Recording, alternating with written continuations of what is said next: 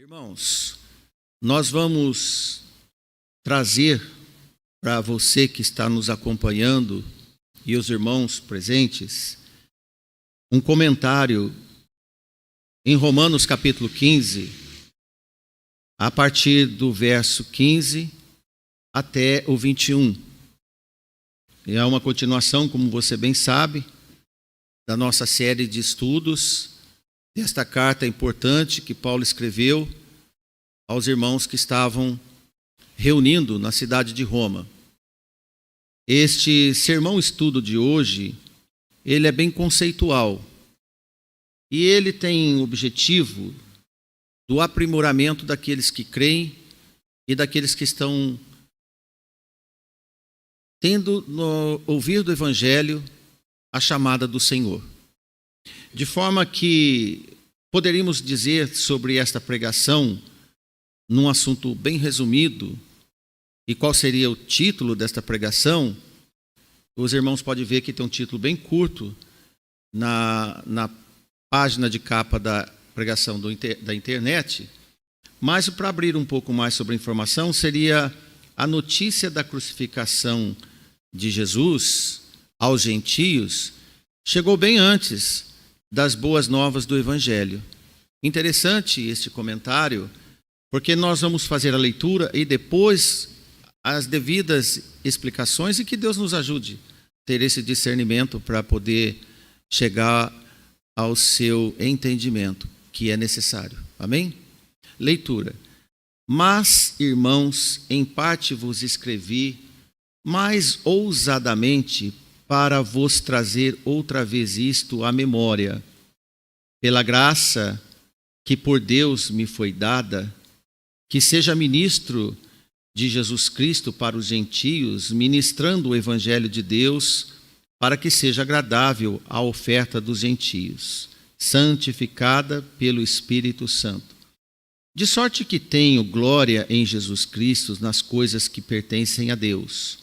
Porque não ousarei dizer coisa alguma que Cristo por mim não tenha feito, para fazer obedientes os gentios por palavra ou por obras, pelo poder dos sinais e prodígios e pelo poder do Espírito de Deus, de maneira que desde Jerusalém e arredores e até Ilírico tenho pregado o Evangelho de Cristo. Desta maneira, me esforcei por anunciar o Evangelho, não onde Cristo foi nomeado, para não edificar sobre fundamento alheio. Antes, como está escrito, aqueles a quem não foi anunciado ouvirão, e os que não ouviram o entenderão. Amém? Oração. Amado Deus, pedimos nesse momento a suficiência do conhecimento, do discernimento para poder chegar a cada coração que está nos ouvindo, cada alma presente e distante, mas pela teletransmissão nos ouvindo atentamente, e também porventura aqueles que vão ouvir durante os dias subsequentes a este anúncio a palavra do Senhor. Pedimos tanto a mim como pregador, designado sobre a sua autoridade, quanto os que estão ouvindo e por ouvir o Evangelho das Boas Novas. Em nome de Jesus, nós queremos te agradecer. Amém. Meus irmãos e amigos que nos ouvem, você pode ver que nessa leitura que nós passamos para você, apenas no versículo 21 aparece, é notificado para nós o está escrito. Neste momento, Paulo cita Isaías.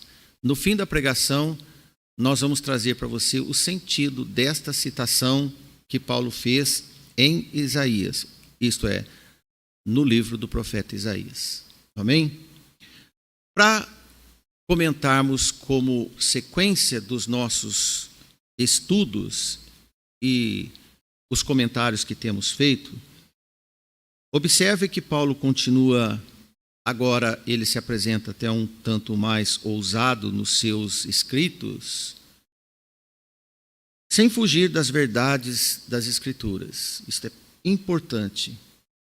Como certificamos nos comentários anteriores, desde o início do nosso estudo, ele sempre submetia os seus comentários debaixo da autoridade citadas do Velho Testamento.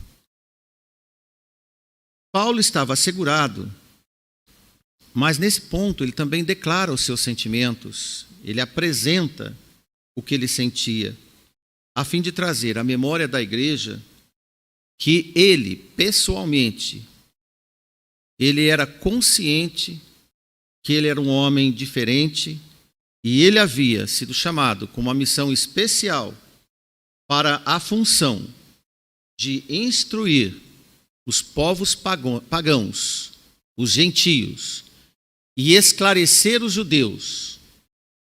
E ele quer que todos entendam que não era um capricho pessoal de pregador, porque tudo estava escrito antes dele sair pregando aos gentios e consolando e orientando os judeus.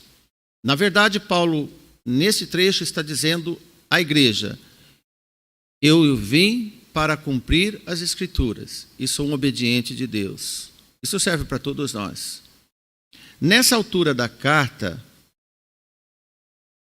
que ele escreve aos irmãos em Roma, Paulo inicia a sua finalização da carta, ele começa a fazer o fechamento. Ainda que ele não ainda tivesse sido presente, ele não conhecia aqueles irmãos pessoalmente, de forma que pudesse não ser considerado um estranho para eles. Tem pessoas que nós nunca vimos, mas é tão mais familiar do que aqueles que nós vemos todos os dias. E assim estava Paulo para a igreja de Roma. Os irmãos nunca tinham visto Paulo, recebia apenas cartas e recados dos irmãos que conheciam, de ouvir falar, mas eles criam fundamentalmente que Paulo era um homem de Deus e que o que havia escrito a eles vinha também do Senhor.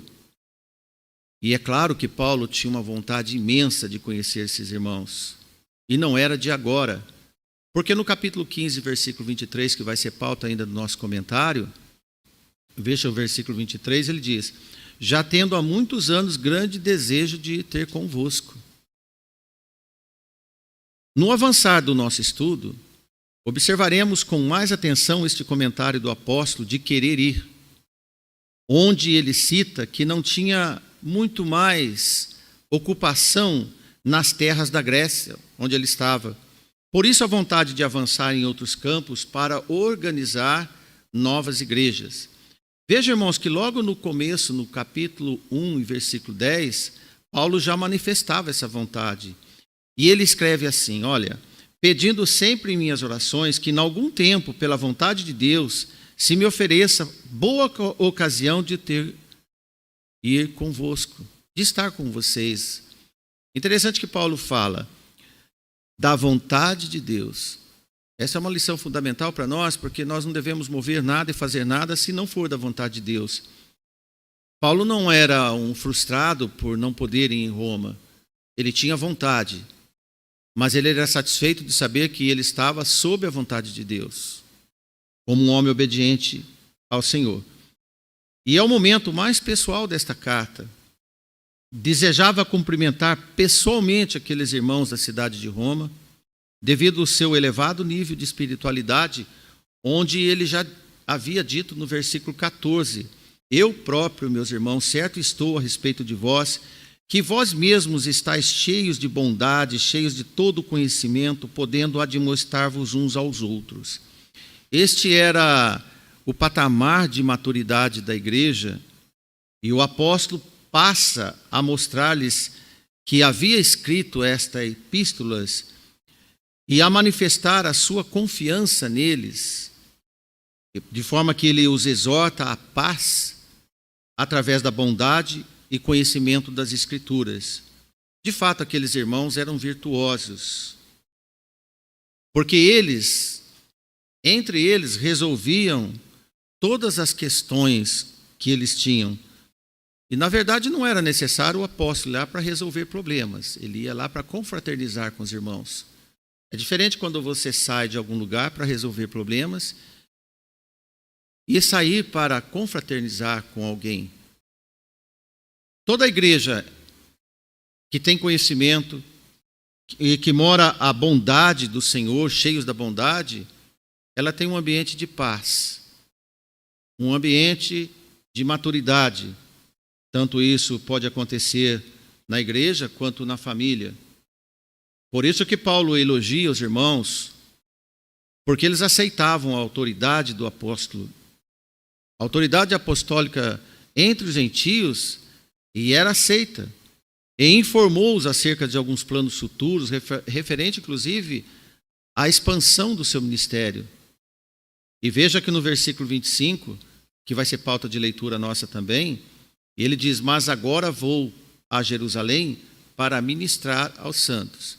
Veja, ele tinha vontade de ir para Roma, mas ele estava indo para Jerusalém, porque ele ainda tinha que cuidar dos irmãos, principalmente os judeus, em Jerusalém. Então, quando ele diz, mas agora vou, isso quer dizer, por enquanto, irmãos, não posso ir, porque eu tenho outro compromisso que Deus me incumbiu. Por isso que ele diz, olha, irmãos, tive a liberdade de conversar com vocês de forma mais ousada, como nós vimos no versículo 5, e pode até ser que Paulo assumia ser mais ousado do que deveria, por ainda não ser conhecido pessoalmente entre eles, e por outro motivo que é válido, porque Paulo não foi o homem que organizou a igreja em Roma. Não era uma obra de organização que ele tinha sido usado por Senhor para ir lá organizar a igreja. Então, a razão pela qual ele pede licença e diz, estou sendo ousado, mas eu peço licença para vocês a expor os meus sentimentos, e logo em seguida, imediatamente, ele afirma que havia sido chamado especialmente na função de instruir os gentios. Toda a igreja do Senhor tem que entender que o homem que está à frente do trabalho é um homem que Deus enviou. E eu sou grato a Deus, mas eu não posso me vangloriar de ver que os irmãos me aceitam de bom grado, de bom coração. Isso faz parte do plano da maturidade, do estágio de maturidade da igreja também. E de forma, irmãos, que no versículo 16, onde ele diz que seja ministro de Jesus Cristo para os gentios, ministrando o evangelho de Deus, para que seja agradável a oferta dos gentios, santificada pelo Espírito Santo. Interessante esse comentário que o apóstolo agora faz, mesmo sem conhecer pessoalmente esses irmãos, Paulo já assume com a igreja questões delicadas. Certas porções que nós lemos durante a carta, das suas admoestações aos crentes em Roma, são bem claras, entre crentes fortes e fracos, os que comiam e que não comiam, os que guardavam dias e que não guardavam, são ousadas, incisivas e fortes, mas feitas com amor. E ele aproveita também sobre os gentios em tocar no passado perigoso que os irmãos gentios ainda têm, tão perto deles. Por exemplo, o contato com a pagã e liberal e profana Roma. A igreja estava em Roma. E os irmãos e as gerações dos irmãos tinham contato com a permissividade romana. E veja que ele diz no capítulo 6, versículo 19, para os irmãos relembrarem também. Falo como homem, como qualquer homem que é suscetível à fraqueza. Falo como homem pela fraqueza da vossa carne, pois que, assim como apresentastes os vossos membros para servirem à imundícia e à maldade para a maldade, assim apresentai agora os vossos membros para servir à justiça para a santificação. Entende, irmãos? Paulo alerta eles. Olha, irmãos, nós devemos ter cuidado devido à fraqueza da nossa carne. No versículo 15, se você localizar lá novamente, você vê que ele diz, para trazer isso de novo à memória. A famosa repetição, de já ouvir várias vezes este ensino ou esta demonstração. Isto é, forçando a pensar novamente sobre o perigo da fraqueza. Todos devem ser lembrados vez por outra. Não se fala uma vez sobre os pecados e depois a igreja ou o pregador deixa de falar porque eu já falei um dia.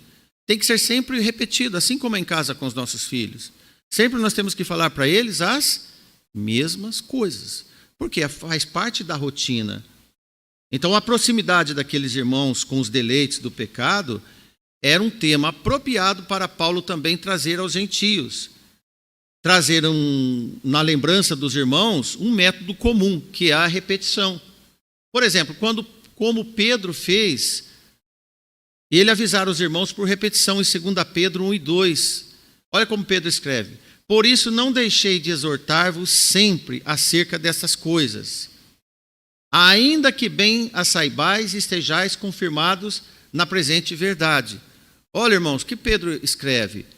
Ele diz que eu não deixo de falar para vocês sempre as mesmas coisas, ainda que vocês sabem como é bom fazer, como é certo fazer.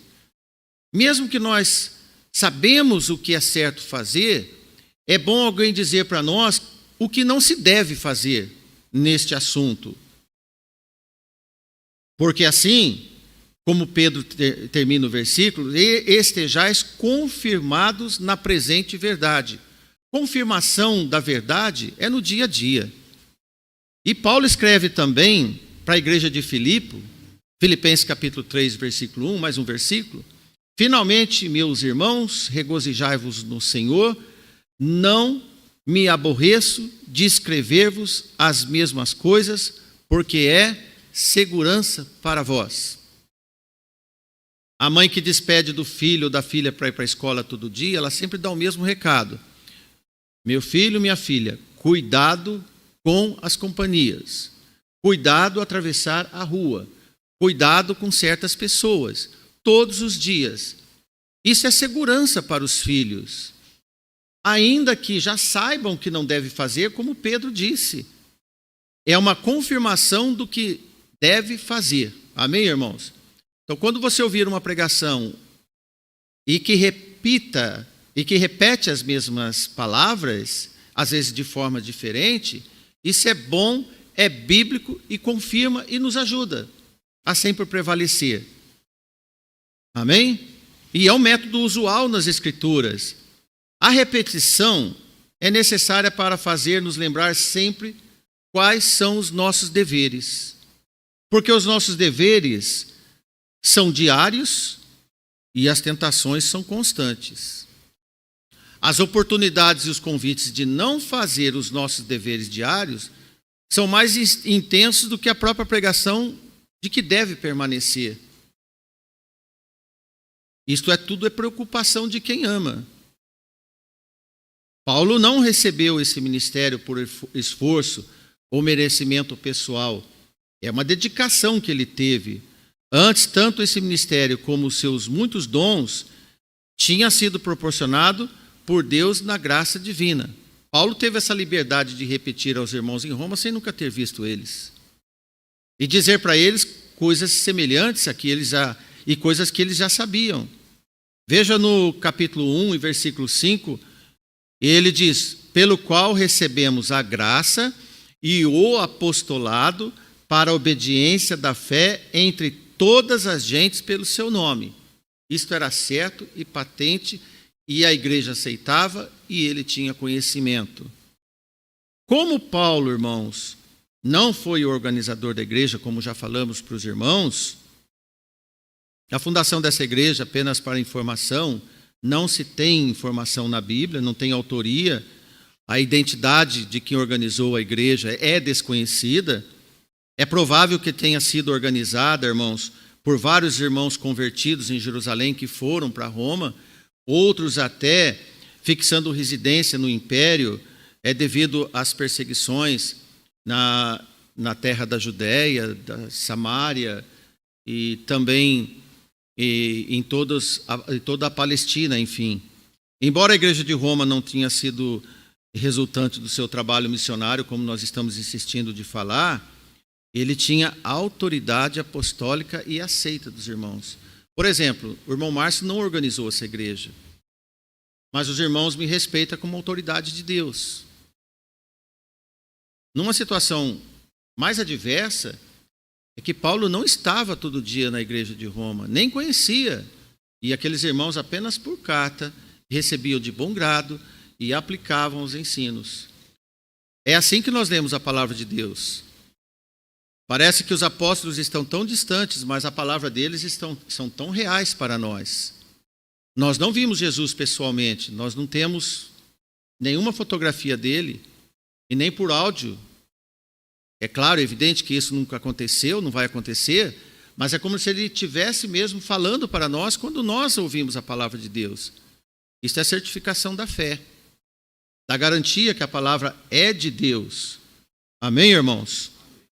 Olha, irmãos, é bem interessante quando Paulo fala mais desta comissão apostólica, especialmente para os irmãos gentios, quando nós lemos no 16º versículo, podemos ler, versículo 15 e 16, que seja ministro de Jesus Cristo para os gentios, ministrando o evangelho de Deus, para que seja agradável a oferta dos gentios, santificada pelo Espírito Santo. A graça de Deus foi a de ser ministro de Jesus Cristo, como ele mesmo escreve, entre os irmãos pagãos e já convertidos. Isso não quer dizer que eles eram convertidos porque Paulo pregou para eles. Os irmãos já eram convertidos, mas eles aceitaram essa graça de Deus. E aí, irmãos, para que os pagãos santificados pelo Espírito Santo de Deus seja uma oferta agradável a Deus, comparando com os sacerdotes levitas. É isso que Paulo fala. Olha, irmãos, vocês são uma oferta agradável a Deus. No Antigo Testamento, o ministro era um servidor aplicado, principalmente ao sacerdócio levítico, que ministrava e servia ao altar para interceder pelos pecados do povo. Agora, na graça, como apóstolo, este aplicado ministro de Deus, o apóstolo Paulo e os demais apóstolos do Novo Testamento, eles estavam empenhados em promover a consagração das igrejas do Senhor, organizar, corrigir, edificar a igreja do Senhor e, consequentemente, a santificação dos irmãos. Por isso que ele diz, no mesmo molde dos levitas, do sacerdócio, nós também apresentamos a Deus a igreja do Senhor. Esta é uma responsabilidade apostólica. Veja o versículo 17. De sorte que tenho glória em Jesus Cristo nas coisas que pertencem a Deus. Irmãos, e Paulo foi cuidadoso nesse sentido. Este ofício desempenhado por Paulo não era um compromisso pequeno. E nós sabemos do sofrimento que ele teve por causa do Evangelho. Os frutos avançariam maiores do que ele imaginava. Paulo nunca pensou na magnitude que haveria da propagação do Evangelho, das viagens que ele fez, dos açoites que ele passou, de tudo que ele se entregou ao Senhor. Tanto ele quanto os demais apóstolos, eles não tinham compreensão de tudo que ia acontecer no Evangelho, inclusive nos dias de hoje, entre nós. Porque o apóstolo, humildemente, contentava-se do seu trabalho pelo Evangelho de Cristo, e ele se resumia a isso. Estou contente em obedecer o Evangelho do Senhor. Quanto ao sucesso e o alastramento e o crescimento da igreja, ele entendia que era obra do Espírito Santo de Deus. Paulo foi, todos os apóstolos foram, os organizadores dessas nossas igrejas, quase todos já não pregam mais, mas o Espírito continua enviando homens para pregar o Evangelho. Isso prova que a igreja do Senhor não é a igreja dos homens. Os homens são veículos do Senhor. Porque a igreja do Senhor não tem a cara do irmão Márcio, tem que ter a cara de Jesus no Espírito do Senhor. E cada irmão deve ter a afeição do Senhor, refletir a glória do Senhor. Esse é o oferecimento levítico que ele compara como um sacerdote. Isto era suficiente para ele. E ele agradece a Deus, não administrava nada para o seu engrandecimento e proveito próprio, ou mesmo de forma egoísta, tanto quando nós vemos por aí afora, pessoas que querem lacrar o seu nome na igreja, como dono, como autoridade suprema, se é que tem Jesus, fazem tudo para esconder. A igreja do Senhor, ela tem Jesus, e faz tudo para expor o nome dele. Amém? O que ele tinha era o certo senso de bem-estar. Isto todos nós temos que ter. Todos nós da igreja devemos ter o senso do bem-estar. Isto é, que estamos agradando a Deus, que estamos sendo obedientes ao Senhor, de realização da obra do Senhor. E Paulo tinha certeza que ele estava completando a sua tarefa, e ele declarou isso. Eu estou pronto, combati o bom combate. Este sentimento de certeza todos nós devemos ter. Por isso que ele diz, não canso de repetir as mesmas coisas, para que tenham este mesmo sentimento. No versículo 18 ele diz, porque não ousarei dizer coisa alguma que Cristo por mim não tenha feito, para fazer obedientes os gentios, por palavras e por obras. Qual era o limite do evangelho de Paulo, irmãos? Jesus Cristo, nosso Senhor. Ele não queria sair da linha da palavra de Deus, do que o Senhor tinha passado para ele. Assim a igreja. Sabe quando você sabe que uma igreja é do Senhor? Quando ela tem como o instrumento único a espada do Senhor, a palavra de Deus. Porque quando a igreja inicia invencionices humanas, procedimentos humanos, ela está dizendo que Jesus é insuficiente. E Paulo aqui diz que ele é tão suficiente que eu não ouso avançar do que ele a mim propôs. A sua vida deve ser assim. A vida de cada irmão desta igreja e dos que estão nos ouvindo deve ser assim, nesta obediência. E certo, irmãos, Paulo não ousaria mencionar ação alguma que Cristo não houvesse realizado por seu ministério. Quando levar os pagãos a aceitar o evangelho, pela palavra e pela ação, Paulo assumia que deveria ser contido na satisfação para não ocultar a obra meritocrata de Cristo. Quando nós levamos o irmão ao batismo, irmãos ao batismo, quando a igreja está presente, nenhum de nós pode nos vangloriar. É a ação do Espírito Santo de Deus. Nós somos instrumentos. Porque, irmãos, pregador vaidoso, igreja vaidosa, pode ser que haja até com certa sutileza. Geralmente se defende muito e se expõe muito, além do necessário. Alguns se comportam como super humildes e outros como super sábios. Na verdade, todos devem se recolher sob a autoridade do Senhor para apenas expor o que é pregado. Bem? Por isso, havia temor para não escrever exageros na sua carta. Os gentios, irmãos, não só de Roma, sabemos, Filipenses, Tessalonicenses, Gálatas, todos os irmãos, Coríntios, todos os irmãos obedeciam. As igrejas eram obedientes apesar das suas dificuldades. Mas Paulo não era o autor da obediência dos gentios e nem da salvação deles. Ele era um instrumento eficaz de Deus na obra. Assim como nós devemos ser. O seu ministério foi aprovado pelos irmãos romanos e outras igrejas que nós temos neotestamentárias. E ao mesmo tempo que ele estava tão alegre e satisfeito pelo êxito, ele se refreou para que as honras não fossem devidas a quem não pertence. E aí, irmãos, deve bater o temor. A humildade. Veja no versículo 18, explica melhor. Pois não ousarei, novamente, a falar nada daquilo que Cristo não fez por mim. Não ousarei falar. E versículo 19 ele diz, pelo poder dos sinais e prodígios, e pelo poder do Espírito Santo de Deus, de maneira que desde Jerusalém e arredores até Ilírico, tenho pregado o evangelho de Cristo. Ele disse, eu prego, mas os prodígios não são meus. Eu falo de Cristo, mas o efeito da salvação não são meus. Eu não salvo ninguém. A igreja não salva ninguém. Quando você prega para alguém, irmãos, você está fazendo a sua parte. Daí então o Senhor vai atuar no coração de cada um. Pela virtude do Espírito Santo, o Evangelho de Cristo é pregado.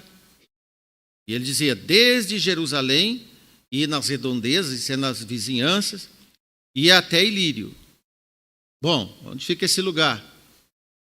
Em qualquer lugar que fosse, em Jerusalém ou nos arredores de Jerusalém, na Judéia, na Galileia, em Samária, ou fora das divisas de Israel, o Evangelho é o mesmo e o Espírito é o mesmo. E o efeito também é o mesmo. E Paulo quis deixar agora para os irmãos que ele não se reservou apenas em Jerusalém e nas suas vizinhanças, e agora ele diz para os irmãos que ele tinha adentrado em terras nunca antes conhecidas do Evangelho. Sob a autoridade do Espírito Santo e a direção para onde ele ia, ele atuou assim como os outros apóstolos evangelistas, como Tito, por exemplo, como Filipe, como Estevão. E é por isso que a palavra de Deus alcançou lugares distantes. Olha, irmãos, ninguém sairia de um país distante para vir neste lugar há 60 anos atrás por nada. Qual o interesse? O que tinha aqui? Nenhuma empresa viria aqui. Mas Deus manda. Porque Deus não está fazendo o negócio dos homens. Ele está cumprindo o que ele mesmo disse nos profetas, que o Evangelho ia para os 4 cantos, para todos os povos. E que todos iam ter a notícia do Evangelho. Se não fosse esta movida do Espírito Santo nesses homens do passado e também nos homens de hoje, que Deus manda, Paulo quis dizer que havia trabalhado em todos os territórios de Jerusalém e agora ele ia mais além, isto é, do outro lado da Itália, na beira do mar. Pregou em todos esses lugares que ele foi chamado para pregar. E não seria mais base de Jerusalém e ficar em Jerusalém. E quem quiser, venha em Jerusalém. Agora não. Agora eles saíram de Jerusalém e foram pregar pelos 4 cantos do mundo. Veja que interessante. O Paulo dizia, e me empenharei para anunciar o Evangelho, onde não havia sido anunciado o nome de Cristo, pois não queria edificar sobre o fundamento lançado por outro, como ele diz no versículo 20. É curioso ele dizer, eu não vou pregar onde já tem pregador, eu vou pregar onde não tem. E também não quero sobrepor os que já pregam. E vejam no versículo 21, para concluirmos este comentário de hoje, onde Paulo agora cita Isaías 52 e 15, eu já peço para os irmãos abrirem 52, na altura do versículo 15. E ele diz, aqueles a quem não foi anunciado, ouvirão. E os que não ouviram, o entenderão. Quem é que diz? Paulo disse, está escrito. Quem disse estas palavras foi o profeta Isaías. E Paulo pega a palavra do profeta Isaías, que os judeus conheciam, e em defesa do efeito do seu ministério aos gentios, entre os gentios, Paulo cita Isaías. Mais uma vez, sempre amparado nos escritos dos profetas, para não gerar interpretação errada do que ele estava pregando e fazendo. Como ele disse que o seu trabalho não era a continuação de outro pregador, mas um serviço especial dado pelo Senhor, conforme ele lembra Isaías, pelo fato que os gentios pagãos estavam nas mais densas trevas. Nada de evangelho. Quando os pregadores chegaram no Oeste Paulista, por exemplo, não existia pregação do evangelho. Cumpre-se o que Paulo já havia falado. E o que está escrito em Isaías 52:15? Assim borrifará. Bom, borrifar é um spray, certo? É um spray, é como aspergir. E ele diz, assim borrifará muitas nações, e os reis fecharão as suas bocas por causa dele, porque aquilo que não lhe foi anunciado verão, e aquilo que eles não ouviram entenderão. Aqui é um ponto forte da pregação, irmãos. Eu gostaria que você entendesse as palavras de Isaías. Nós vamos ver mais alguns versículos para poder reafirmar esta fala. Você concorda que o mundo todo sempre calou a boca por causa da obra do nosso Senhor Jesus Cristo? Foi o que Isaías escreveu. Vamos ler Isaías. Eu quero ler com os irmãos desde o versículo 13, para nós terminarmos a pregação com estas leituras. Isaías escreve assim: Eis que o meu servo procederá com prudência, será exaltado e elevado e muito sublime. Falando de Jesus. Como pasmaram muitos à vista dele, pois o seu parecer estava tão desfigurado, mais do que de outro qualquer, e a sua figura mais do que a dos outros filhos dos homens. Assim borrifará muitas nações, e os reis fecharão as suas bocas por causa dele, porque aquilo que não lhes foi anunciado verão, e aquilo que eles não ouviram entenderão. Preste atenção. Eles estavam pasmados com a notícia da crucificação de Jesus, mas eles não tinham tido a notícia das boas novas. Quando nós aceitamos Jesus como nosso Salvador, o que nós sabíamos de Jesus? Que ele havia sido crucificado de forma injusta, porque foi a notícia que se passou ao mundo. Mas quando chegou a pregação do Evangelho para nós ouvimos que aquele crucificado era o Salvador. Na notícia dos jornais dos homens, nós não encontramos Jesus Salvador, apenas os homens pasmados e de boca calada, de boca aberta, por saber da notícia que mataram um injusto. Mas não foi pregação para eles. Nos tempos nossos, a pregação nunca veio. Tinha a notícia que aconteceu isso com ele.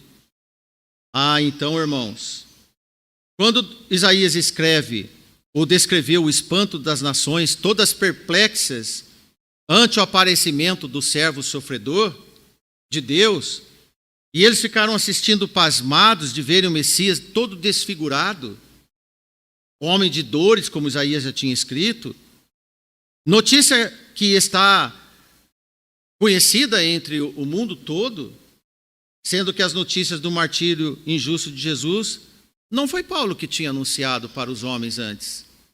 Mas quando Paulo chegava, ele já tinha o conhecimento do que aconteceu em Jerusalém, como nós vimos aqueles que começaram a espalhar como os 2 discípulos no caminho de Emaús. E a maioria estavam decepcionadas com a injustiça decepcionados com a injustiça que havia acontecido. Mas aí apareceram os pregadores do Senhor. Com a mensagem, Paulo e os demais pregadores aos gentios aspergiram sobre os povos as boas novas. Agora vale mais a mensagem ao seu sofrimento passado, que todos já conhecem. Agora, nesse versículo, mais importante é pregar a notícia das boas novas para essas nações. A boa notícia é onde esses reis fecharão as suas bocas por causa do Salvador Jesus. Quando começaram a entender, por ouvir a palavra de Deus, do porquê da sua morte injusta. A sua mensagem cairá sobre os seus reinos, entre os povos dos seus reinos, como uma chuva seródia. O regador das águas vivas estão chegando para esclarecer e eles entenderão. E a palavra das águas vivas precipitará e verão chegar a eles como nunca viram, numa comparação como nos dias de Noé. Então os gentios verão, entenderão e receberão a palavra anunciada. Jesus, podemos dizer, pré-anunciou este efeito da graça para o mundo todo, no encontro que ele teve com aquela mulher samaritana, onde eles trocaram informações teológicas, lembra? E ela diz, vocês adoram Abraão no monte, nós adoramos Abraão neste monte. E só trocaram a ideia sobre isso. Assim como os sacerdotes, levitas, cobriam os pecados do povo apenas no encontro anual em Jerusalém, para apenas aqueles que peregrinavam em Jerusalém, agora são os novos ministros da graça que saem peregrinos num caminho reverso. Ao invés de ir para Jerusalém, eles vão para quem precisa ouvir, para anunciar que aquele horrível sacrifício foi para todo sempre operado, ainda que para o espanto das nações. Precisam conhecer o motivo e o benefício da salvação aos povos. É por isso que existem os pregadores do Evangelho. É por isso que existiu um apóstolo Paulo para dar esse ponto de partida para todos nós. Para concluirmos, pode ser que você está como os que são inconformados com a morte de Jesus na cruz. Mas a notícia da salvação pode ser que tenha chegado nesses dias para você que está nos ouvindo. Agora sim, você tem o conhecimento do porquê Jesus sofreu tanto assim. Sabemos da notícia. Foi por causa de você. Por causa de cada um. Isaías tinha falado, Paulo confirmou, e as igrejas andam anunciando até o dia que Jesus voltar. Uma boa noite a todos, que Deus nos abençoe. Obrigado pela atenção.